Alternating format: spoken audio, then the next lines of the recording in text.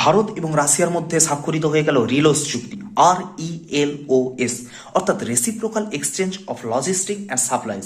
এই চুক্তির মূল বিশেষত্ব কি না, এর ফলে ভারত এবং রাশিয়া উভয় রাষ্ট্রের সেনাবাহিনী তাদের পারস্পরিক ঘাঁটিগুলো ব্যবহার করার সুযোগ পাবে এবং সেখান থেকে রিফুয়েলিং বা বিভিন্ন লজিস্টিক সংক্রান্ত সাপোর্ট নিতে পারবে।